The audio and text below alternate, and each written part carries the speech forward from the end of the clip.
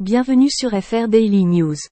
Notre actualité d'aujourd'hui parlera de Demain nous appartient, spoiler, Héloïse évite le piège de Barr, Sylvain s'en prend à Charlie.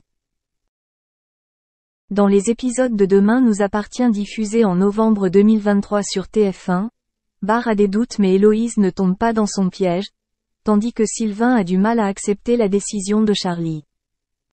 Force est désormais de constater que les machinations autour d'Adèle et Héloïse ne peuvent pas bien se terminer dans Demain nous appartient sur TF1.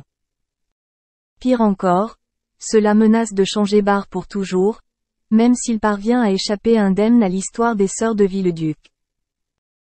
Barr vit depuis des semaines avec Héloïse et se prend pour Adèle. Au départ, Héloïse détestait Barr et partit à 7 pour que sa sœur ne puisse pas rester longtemps avec lui. Forcée de vivre avec lui, elle finit par s'habituer à sa présence et trouve un moyen de changer les choses. Héloïse a évité le pire de TF1. La seule personne capable de perturber les plans d'Héloïse est Valère. Il l'a vu injecter de la drogue à sa sœur alors qu'elle était dans le coma et en a déduit que leurs identités avaient été modifiées. Après plusieurs jours de silence, il l'a finalement révélé à Karim et Sarah. Sarah en a parlé à Barr, mais il a refusé de douter de sa partenaire et a déclaré qu'il avait accepté de l'épouser. Cependant, des doutes s'installent dans son cœur, alors il tend un piège à Héloïse en l'interrogeant sur leur première rencontre. Si Héloïse l'évite, elle découvre que Barr sait reconnaître la tromperie. Sylvain est emporté dans Demain nous appartient. Parallèlement, Charlie se lance dans un grand projet, déménager au Canada avec François.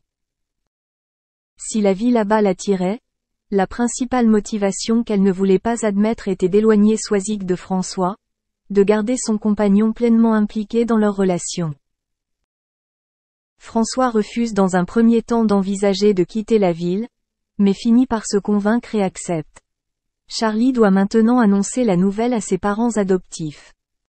Christelle la soutient, mais Sylvain prend cela très au sérieux et met fin brusquement à la conversation, en colère.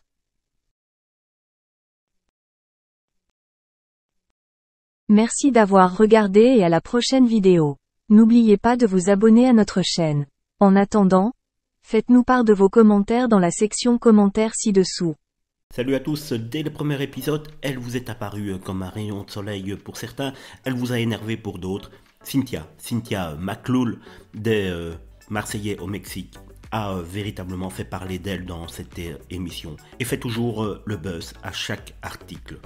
En se découvrant à l'écran, Cynthia a été choquée par un petit détail de son visage, incapable de supporter son double menton. La jeune femme a pris une très grande décision.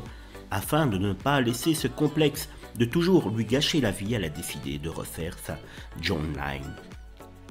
Technique venue tout droit des États-Unis, le jawline contouring consiste à redessiner la mâchoire à l'aide d'injections d'acide hyaluronique ou d'autres produits volumateurs. Très naturel, le résultat dure entre 1 an et demi et 2 ans. De nombreuses stars ont déjà cédé à cette pratique qui devient de plus en plus populaire.